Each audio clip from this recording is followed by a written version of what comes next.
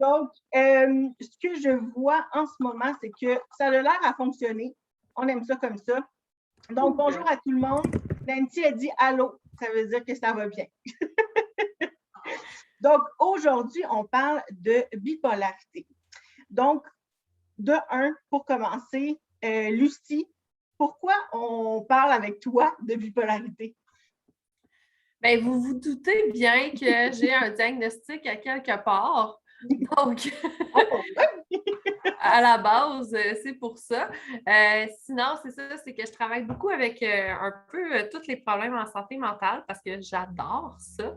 J'ai un parcours qui me touche beaucoup là-dedans. J'ai passé à travers plusieurs choses dans ma vie. Donc, c'est sûr que pour moi, c'est quelque chose qui me touche beaucoup. Même, on est associé avec un organisme, qu'on amasse des fonds pour mon livre, La vie d'une autre. Et c'est ça, c'est un organisme en santé mentale qui travaille avec les enfants. Donc, c'est sûr que pour moi, c'est quelque chose qui me touche beaucoup. Donc, d'en parler, c'est, oui, sortir de l'ombre, mais en même temps, c'est aussi sortir les tabous, sortir tout ce qui va être néfaste autour de ça, parce qu'en fait, moi, je considère que c'est un super cadeau. Puis là, je sais qu'il y en a peut-être qui ne seront pas d'accord, mais c'est pas grave. Venez me voir. J'aime ça. J'aime vraiment ça parce qu'on a tellement la même vision là-dessus. Mais ça ne veut pas dire que quand on a été diagnostiqué, pour nous, ce n'était pas un cadeau. Non, exactement. Sur le coup, si je regarde, mettons, quand j'ai reçu mon diagnostic, j'ai justement un live qui en parle sur mon groupe. Je me sentais un poids de la société, je me sentais moins que rien. Je me demandais si j'allais, en fait, je ne connaissais pas ça, je me demandais si j'allais être capable de retravailler, si j'allais être capable de fonctionner dans la société, si j'avais tous ces questionnements-là, donc qui étaient très, très très, très lourd. C'est quelque chose de se remettre en question au niveau de l'identité comme ça. Donc, c'est ça. Moi, je peux raconter un petit peu l'histoire ou non? Moi, c'est un diagnostic, en fait, qui a suivi plusieurs burn-out, dépressions que j'ai eues dans les Forces canadiennes. Donc, je suis une ex-policière militaire où, en fait, j'accumulais beaucoup les pressions, un peu le complexe de la femme indispensable, tu sais, que j'avais besoin d'être utile au monde autour de moi, sinon je n'existais pas. Donc, d'aller accumuler toutes ces belles pressions-là qui faisaient que je tombais un petit peu en dépression là, suite à toute la pression que je me mettais pour être aimée, parce qu'à la base, c'est souvent ça qu'on recherche. Donc, puis, ben, je l'ai fait à répétition. Fait que ça a fait un diagnostic de bipolarité au bout du chemin. Donc, c'est ça. Fait qu'il y a eu une suite de dépression dans les Forces canadiennes et j'ai eu mon diagnostic justement en 2018, alors que j'étais déjà sortie des Forces canadiennes. Là. OK. Quand même. Puis ça a pris combien de temps avant d'avoir un diagnostic après plusieurs burn-out? Mon premier burn-out, en fait, était en 2013. Là, je ne peux pas dire exactement combien il y en a eu. Parce que sur le coup, en fait, notre conscience a comme notre ego, notre conscience a comme un travail extraordinaire à faire de nous garder dans notre zone de confort, de nous protéger contre les infos-là. Ces infos-là. Fait que moi, en fait, quand je suis allée voir la psychiatre pour un diagnostic, je croyais peut-être avoir un TDAH ou un stress post-traumatique et je suis repartie avec un diagnostic de bipolarité. Oh! Ça fait surprise! Ouais. Ouais. Tu sais, ce travail-là d'aller me chercher un diagnostic, tu sais, on va magasiner quelque chose parce qu'on veut se comprendre, on veut trouver un peu, comprendre parce qu'on ne se sent pas comme les autres, premièrement. On se sent vraiment différent, on ne comprend pas trop nos cheminements, on lit un petit peu tout ce qu'on peut trouver sur plein de sujets, tout ça. Puis moi, je pensais vraiment que c'était plus un TDAH avec un stress post-traumatique. Finalement, le stress post-traumatique était guéri selon la psychiatre. Donc, c'était un stress post-traumatique que j'avais eu alors que j'étais jeune, que, tu sais, dans le fond, qui était guéri déjà. Et en fait, au niveau du TDAH, je l'avais, mais en phase d'hypomanie. Fait que là, on va rentrer peut-être plus dans les détails de... Ouais! J'aime ça, on entend des mots puis on fait comme attends une minute! Donc, bon, en fait, avant de commencer avec justement au niveau des manies et tout, la bipolarité, au niveau du sens large, qu'est-ce que c'est exactement? C'est un trouble de l'humeur. Donc, où il va y avoir des périodes de manie ou d'hypomanie. Donc, une période d'excitation, de grande joie. C'est la période où on va aller acheter un voyage, sur un coup de tête, où on va, comme vraiment, on est vraiment en espèce d'expansion avec une humeur plus haute que la norme. En fait, ça va être suivi à tout coup, en fait, d'une phase où c'est comme si on a brûlé un peu l'énergie par les deux bouts, où on dort moins aussi en période de manie. Et on va aller comme suivre ça avec une période qui va être plus dépressive, où là, on manque d'énergie, on dort beaucoup. Il va y avoir des affects au niveau dépressif beaucoup. Donc, perte de l'intérêt pour les choses, difficulté à bouger. Il va y avoir aussi ça peut aller jusqu'à des idées suicidaires. Puis moi, en fait, comment je le sentais vraiment, c'est comme si, mettons, dans les mêmes conditions de vie, parce que, tu sais, ma vie, elle change, mais elle ne change pas, genre, de tout ou rien du jour au lendemain, Non. on s'entend. Mais comment que je le sentais, c'est comme, OK, bien, aujourd'hui, je suis le maître du monde avec, tu sais, comme ma maison, mes enfants, mes affaires. Et le lendemain, c'est comme, je suis de moins que rien, mais j'ai les mêmes conditions que la veille.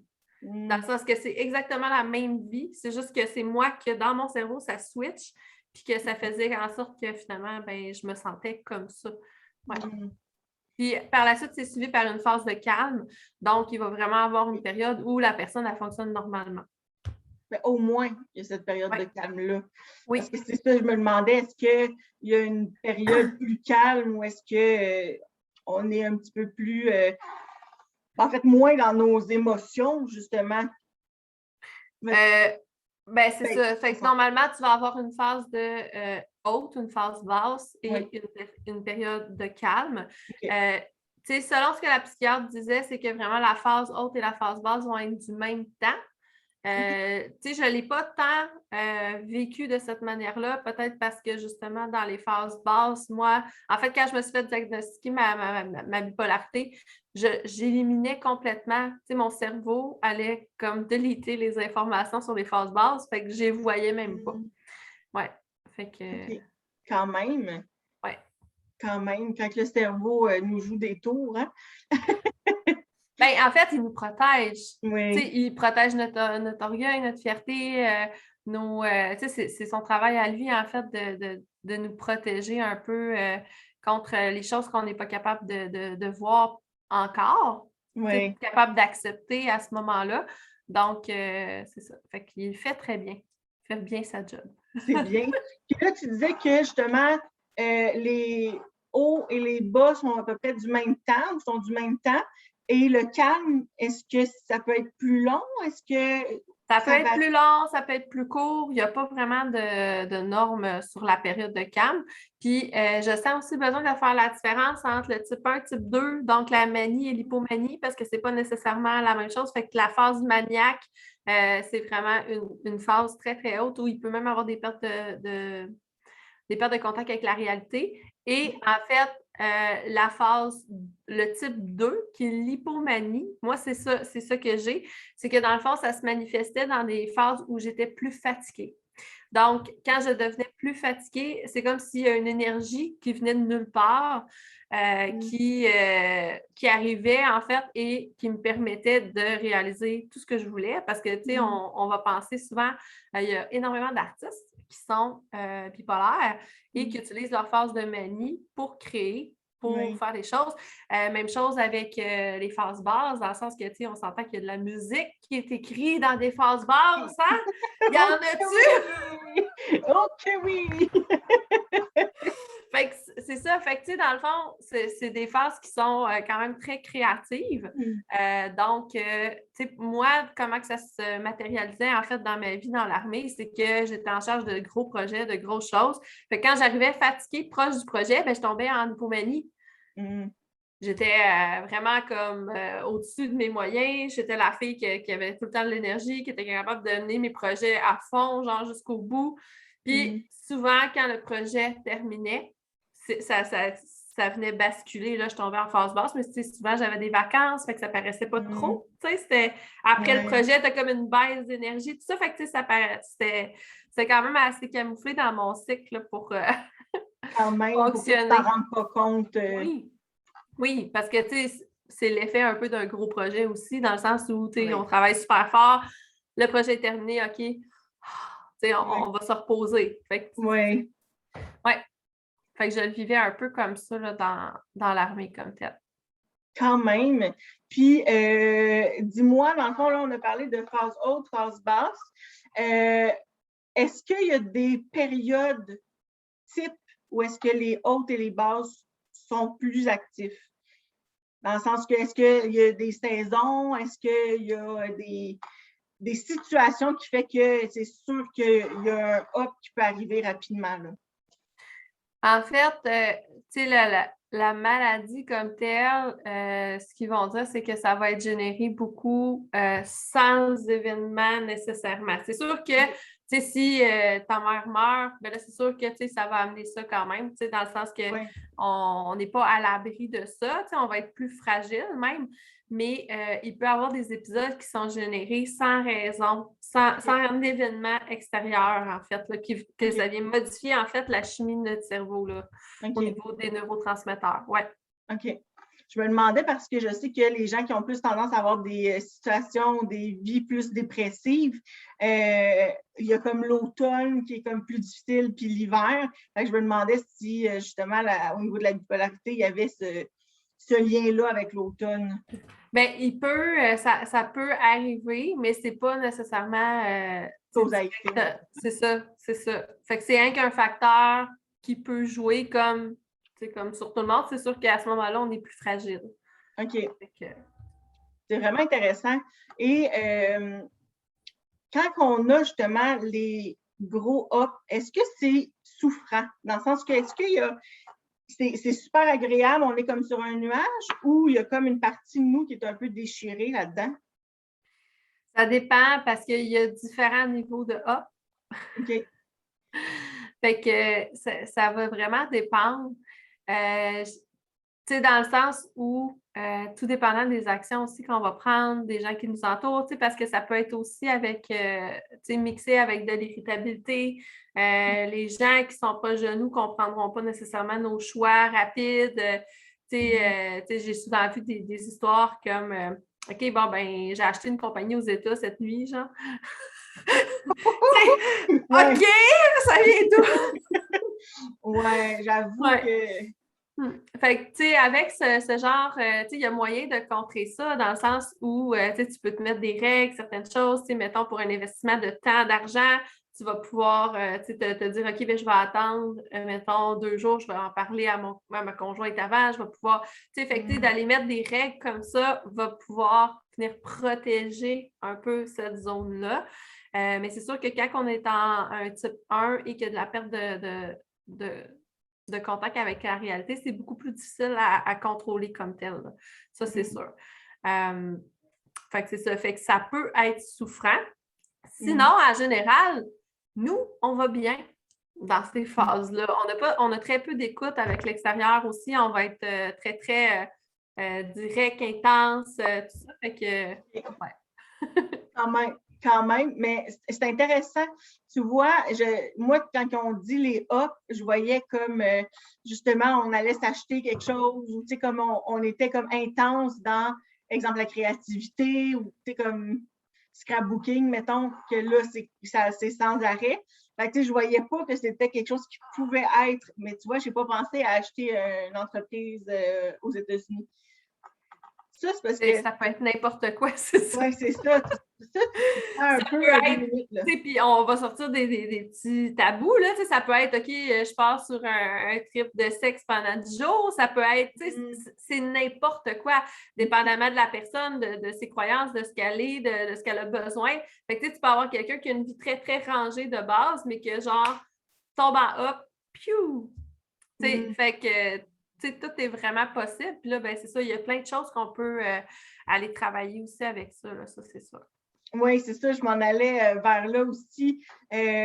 Toi, aujourd'hui, pour ceux qui se posent la question, aujourd'hui, avec ton cheminement, est-ce que tu as été capable justement de diminuer ces up and down-là? Comment tu vois ça aujourd'hui? Je dirais que j'en ai plus. Ah, j'aime ça, j'aime ça. Oui, bien c'est sûr que là, au départ, quand j'ai commencé à travailler là-dessus, je m'étais mis des bases très rigides de sécurité, dans le sens que je suis une personne qui ne voulait pas nécessairement prendre de médication avec l'accord de mon psychiatre, bien sûr, et elle n'y voyait pas de danger à ce que j'en prenne pas, parce que à chaque fois que il y avait eu des phases plus basses, en fait, je demandais de l'aide. Donc, c'est un facteur qui est quand même important. Donc, on avait quand même mis des règles, des choses quand même assez rigides pour pouvoir justement empêcher les... Parce que même moi, en fait, j'avais peur de moi. Je ne connais pas la maladie, je ne sais pas, je ne comprends pas. Fait que, de mettre ces bases-là. Fait que pour moi, en fait, c'est qu'on avait identifié tous les facteurs qui se présentaient avant de tomber en phase haute. Parce qu'en fait, si je ne tombe jamais en phase haute, je n'ai pas de phase basse. Fait que c'était mon principe de base. Et en fait, ce que j'avais mis en place, c'est que moi, dans le fond, c'était quand j'étais fatiguée que ça l'arrivait. Donc, d'avoir dans ma routine normale, parce qu'avant d'être diagnostiquée, je vous confirme que je ne m'occupais pas de moi. Je n'étais pas la personne qui vous parle aujourd'hui. Donc, j'ai un livre qui parle de la personne d'avant. C'est pas la personne que vous voyez maintenant. C'est très important de comprendre ça. Donc, il n'y avait pas de pause, il n'y avait pas rien. Je n'avais jamais travaillé sur moi, je n'avais pas regardé j'étais qui. En fait, je n'avais aucune idée j'étais qui. Complètement aucune idée j'étais qui. Donc, de mettre des choses en place dans mon horaire pour aller s'occuper de moi, occuper de mon système nerveux, m'assurer que mon corps est bien reposé, qu'il bouge, qu'il mange sainement, toutes ces choses-là de base, de garder ça comme sur la coche. Puis là, vous allez lire sur la bipolarité, puis ils vont vous dire que c'est des gens qui sont sédentaires en général et que c'est plus difficile de garder justement de la constance. Mais ça se fait. Je vous confirme que ça se fait. On peut travailler sur nous, on peut faire des choses puis que ça se fait. Fait que, dans le fond, moi, mon premier symptôme, en fait, qui me disait « Ah, là, je dépasse un petit peu la limite », c'est au niveau de la fatigue dans les jambes. C'est comme si ma fatigue tombait dans mes jambes et je me sentais un petit peu plus fatiguée. Donc, à ce moment-là, j'intégrais, exemple, la sieste dans l'après-midi. J'allais canceller certains rendez-vous. D'où le fait aussi que au départ, dans mes choix d'entreprise, parce que je suis entrepreneur depuis quand même un petit bout, le choix de l'entreprise que je peux gérer mon temps faisait partie de ma santé mentale à ce moment-là. Maintenant, plus du tout parce que j'ai plus ces défis-là, mais au départ, ça faisait vraiment partie de dire, OK, bien, si j'ai besoin, j'ai personne à demander, je ne ressens pas de pression d'une job, de quelque chose, je peux prendre soin de moi, je peux prendre des journées off, je peux m'occuper de moi vraiment. Fait que c'était important pour moi là, au départ. Ouais. Fait que tu t'es quand même bien analysé pour voir que le premier signe d'alarme, c'était les jambes. Oui. Oui, ben, tu sais, d'aller vraiment décortiquer, en fait, comment vous fonctionnez. Puis ça peut se faire avec un coach, ça peut se faire avec un psy, avec... tu sais, moi, en fait, le cheminement, avait débuté au Centre de prévention du suicide, en fait. Donc, c'est ça. Fait que c'est quelque chose qui se fait... Oui, exactement. C'est vraiment bien parce que, justement, de pouvoir se décortiquer puis se comprendre davantage, je trouve que c'est vraiment une belle clé que tu apportes vraiment. Pour ceux qui sont présentement en live avec nous, n'hésitez pas à poser vos questions si vous en avez. Je sais que je ne vous laisse pas 2 minutes, mais si vous avez des questions, n'hésitez pas, ça va me faire hyper plaisir. Il y a quelqu'un qui dit que c'est vraiment intéressant, fait que je pense qu'on explique bien, quand je dis on, c'est j'exclus la personne qui parle, donc toi, tu expliques vraiment bien ce que c'est. Puis tu sais, souvent, en tout cas, j'en ai souvent entendu des expressions qui parlent de la bipolarité en disant que c'est quelque chose qui est hyper horrible au niveau de la santé mentale. Puis je comprends que c'est des phases, en fait, qui sont plus difficiles, mais il y a au moins une partie calme. Tu vois, c'est pas quelque chose que je savais Pourtant, j'en connais quand même beaucoup au niveau de la santé mentale, mais je trouve ça vraiment très intéressant de savoir qu'il y a au moins une partie de calme. Oui, oui, oui. Puis, tu sais, je pense dans les questions que tu m'avais posées aussi, que tu m'avais envoyées, là, il y en avait une, tu sais, la différence entre bipolarité et TPL. En Oui. fait, le TPL, il n'y a pas cette partie-là de calme nécessairement. Donc, tu sais, ça en fait un cocktail encore plus explosif parce que c'est pas... il n'y a pas cette petite accalmie-là qu'on peut Oui. vraiment plus fonctionner normalement. Là, ouais. Je trouve ça intéressant, tu vois, parce que, en fond, moi, je l'ai annoncé comme quoi que j'ai été diagnostiquée, en fait, avec un trouble de personnalité limite, puis effectivement, les up and down, de un, ça peut être aux secondes, dans le fond, ça peut faire des up and down, mais il n'y a pas cette partie de calme-là. Fait que je trouve ça intéressant de savoir qu'il y en a une. Fait que je suis comme, au moins, je suis contente qu'il y a au moins ça pour les personnes, justement, qui sont diagnostiquées. Donc, on a une question.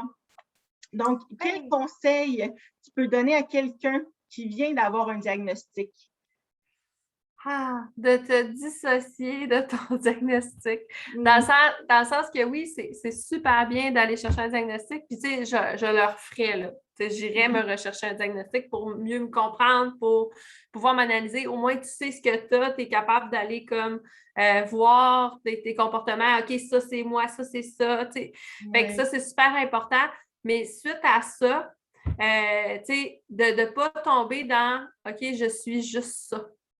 De se mettre dans la boîte, OK, je suis bipolaire et c'est ça, je suis de même, puis c'est de même, puis je suis de même jusqu'à la fin de mes jours. Parce que moi, c'est ça qui me dérange dans les diagnostics énormément parce que ça l'empêche toute la puissance de l'être humain, en fait. Quand on se met dans une boîte comme ça, c'est nous, avec la limitation de notre cerveau, qui va faire ces limitations-là. Donc, tu vas rester dans ta boîte. Fait que dans le fond, de rester ouvert, de dissocier le diagnostic de ton identité.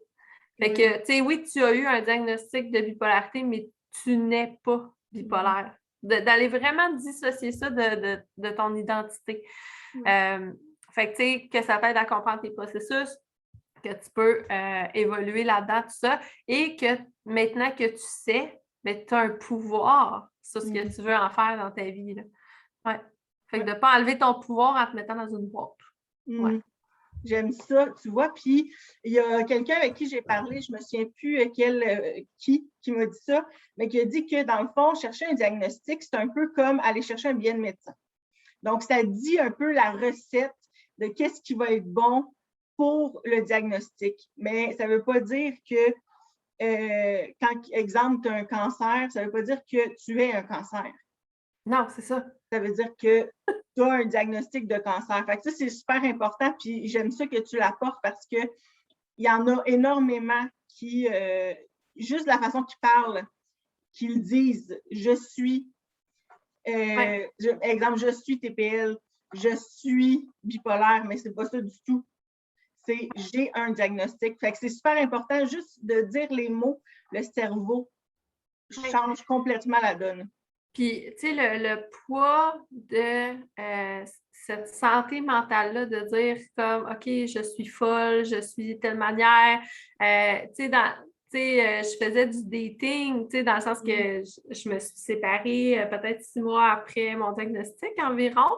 Puis là, ben, j'étais sur des sites de rencontres, tout ça. Puis, tu sais, ce malaise-là avec ce diagnostic-là, tu sais, je l'ai vécu, puis ça, puis la journée où tu acceptes, en fait, cette partie de toi-là, tu sais, qui est un mode de fonctionnement, qui est super cool, intelligent, tout ça, parce qu'il y a plein de choses positives. Là. Moi, je serais pas neurotypique, là.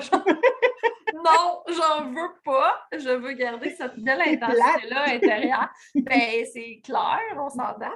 Donc, tu sais, d'aller voir le beau là-dedans, qu'est-ce que ça t'apporte de positif? Puis à quoi ça t'a servi aussi dans le passé? Comment ça a été utile à ton développement? Qu'est-ce que tu es allé chercher là-dedans? Tu sais, ça l'amène vraiment à une évolution pour toi, tu sais, de comprendre, de pouvoir amener quelque chose de fabuleux, en fait, à tout ton entourage.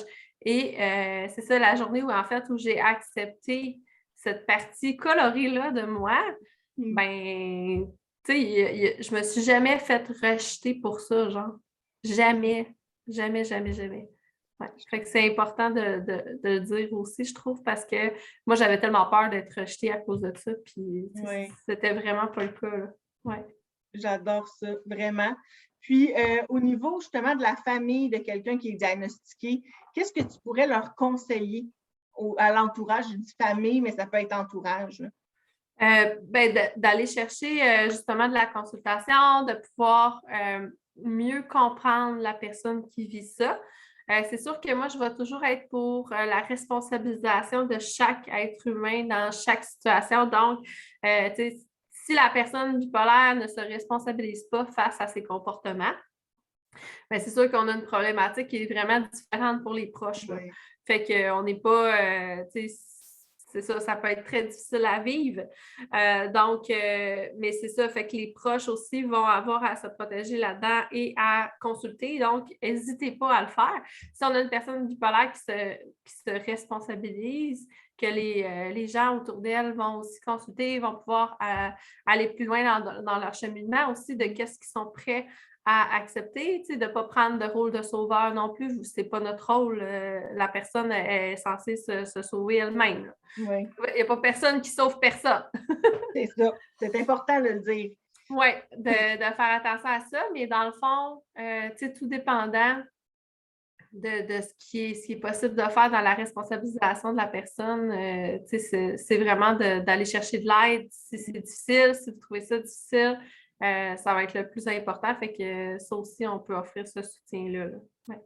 C'est super important. Puis, tantôt, on a parlé de médication, puis je voulais revenir là-dessus dans le sens que si, avec votre psychiatre, il vous suggère de prendre la médication, c'est important, en fait, de comprendre pourquoi il vous suggère la médication. Parce que des fois, ça peut être pour un moment X que vous en avez besoin pour donner un petit boost, en fait. Puis, j'aime le mentionner parce que des fois, on est un peu frileux à prendre la médication, justement. Mais si le médecin suggère ou le psychiatre suggère cette médication-là, n'hésitez pas à poser des questions. Donc, pourquoi? Qu'est-ce que ça va me faire comme médication? Puis, souvent, c'est parce que le temps de faire la démarche, ça va vraiment beaucoup aider à ce que votre cerveau, votre énergie va être là à 100% pour que, justement, un jour, vous allez peut-être pouvoir éliminer, si c'est possible, la médication. Fait que je voulais le mentionner parce que tout dépendant des niveaux de diagnostic, on parle de bipolarité, mais je pense que n'importe quel diagnostic, il y a des moments où est-ce que c'est peut-être nécessaire, comme quelqu'un qui s'est fait amputer un bras, par exemple, qui a besoin d'antidouleur. Oui, dans le sens qu'on va être dans la chimie du cerveau. Donc, oui, cette chimie-là que vous apportez à votre cerveau peut être nécessaire durant un temps, durant toute votre vie, ou c'est ça, il y a certaines choses aussi qu'on peut aller chercher du côté plus naturel, mais dans le fond, d'aller vraiment travailler sur cette chimie-là aussi, dépendamment de qu'est-ce que vous voulez avoir dans votre vie quand même assez rapidement. Parce que je sais que, tu sais, mettons, quand on est vraiment en phase très, très, très basse, c'est difficile d'aller chercher l'énergie sans soutien au niveau de la chimie si on a vraiment été au bout du rouleau. Donc, ça peut être très, très long à en ressortir. Donc, cette chimie-là est quand même importante.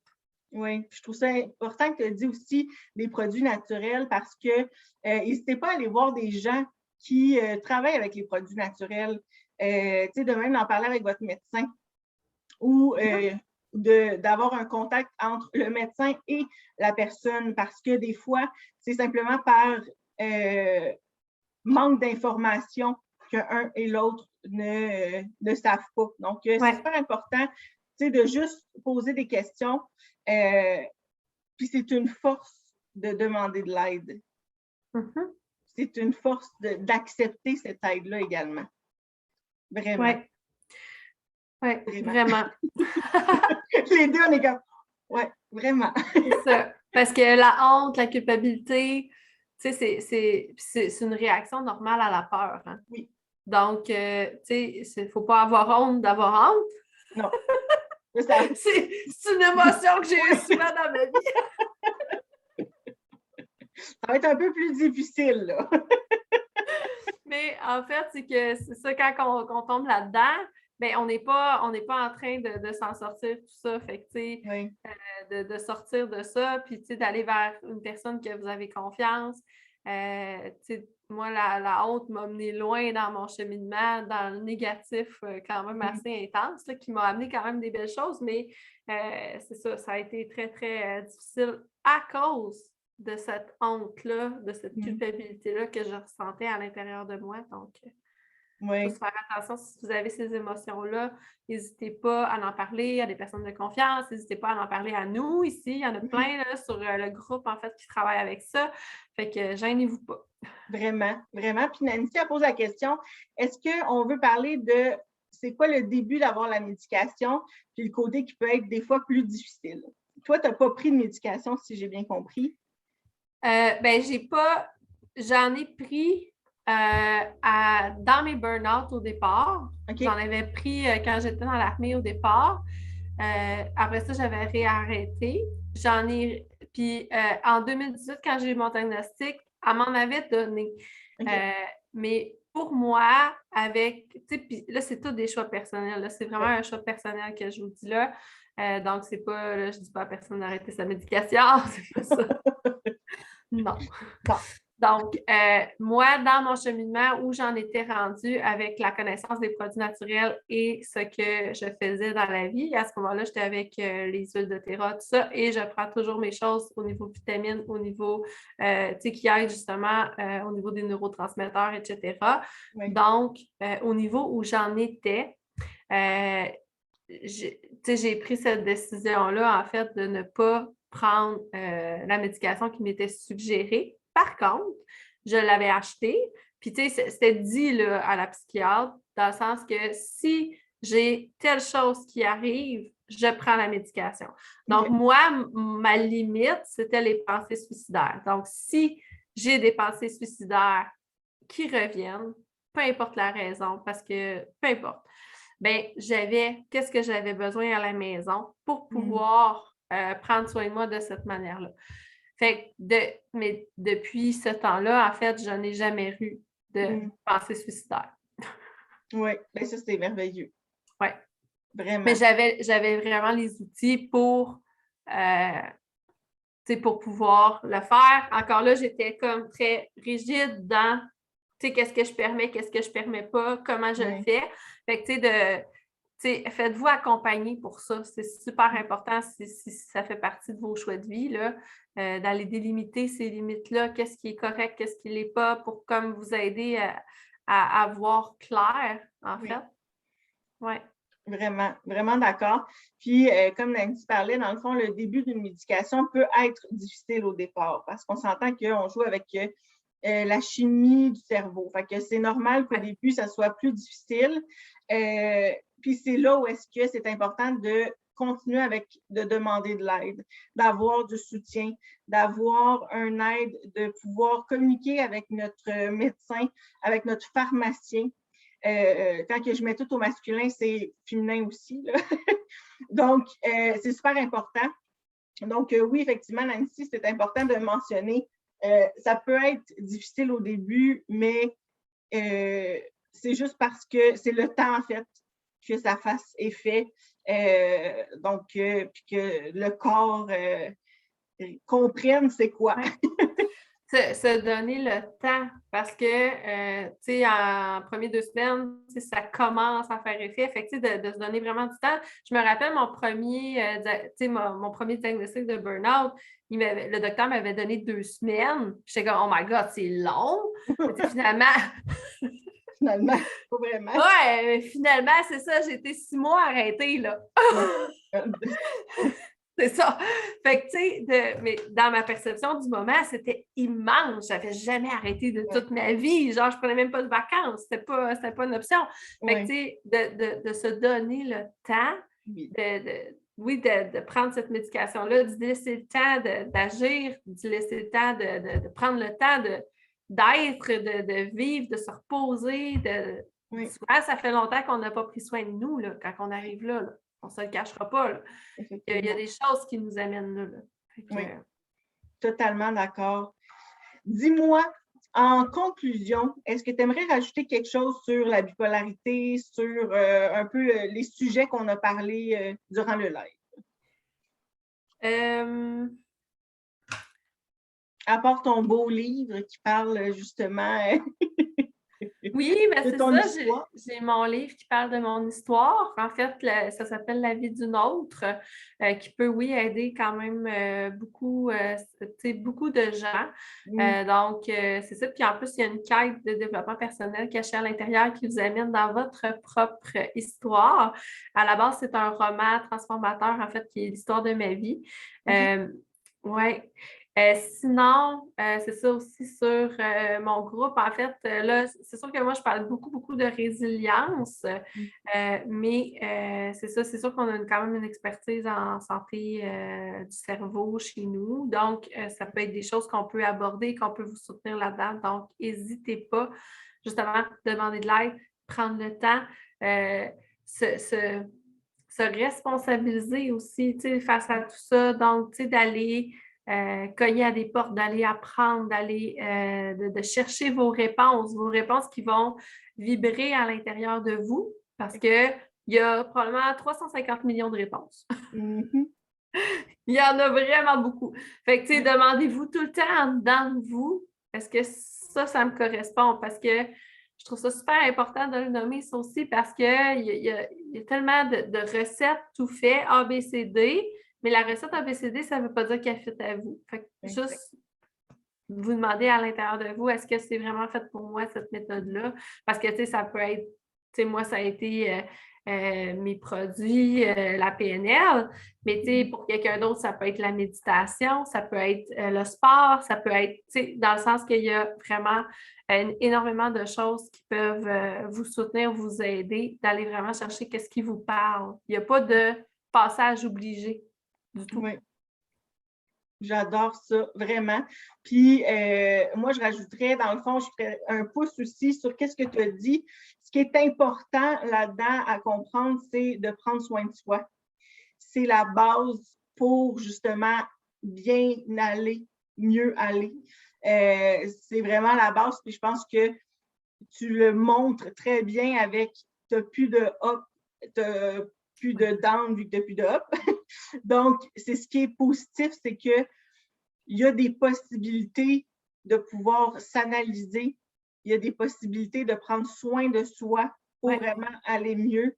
Donc, dès qu'on comprend c'est quoi en fait nos schémas, nos patterns, c'est là où est-ce que ça va mieux, parce qu'on prend la responsabilité de tout ça.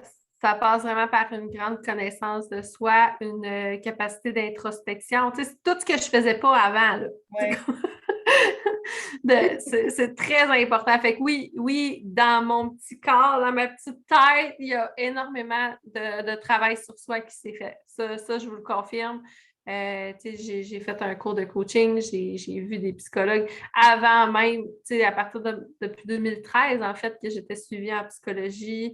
Donc, il y a eu énormément de travail sur moi qui a été fait dans mon cheminement pour m'amener où je suis aujourd'hui. Fait que pensez pas que je vais m'occuper de moi, je vais aller m'entraîner, ça va passer. Non.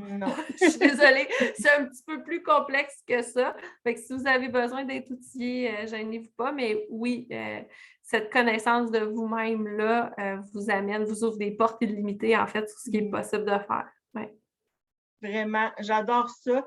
Et pour tous ceux, en fait, qui veulent aller joindre tes réseaux sociaux, etc., on va pouvoir les mettre en commentaire pour que vous puissiez aller voir, donc aller voir ses pages, voir ses groupes. C'est super intéressant. Moi, je trouve ça hyper pertinent. Donc, ça fait plaisir. Donc, un gros merci, Lucie. J'en ai appris, moi qui pensais en connaître quand même beaucoup sur la bipolarité. Finalement, pas tant. Pour vrai? Je suis contente d'abord. Comme finalement, j'en ai appris pas mal plus que je pensais. Vraiment, un gros, gros, gros merci. Ah, tu vois, Nancy, elle a déjà mis tes liens. On aime ça, Nancy, t'es hot. Un gros merci, Lucie. C'était hyper, hyper intéressant. Merci.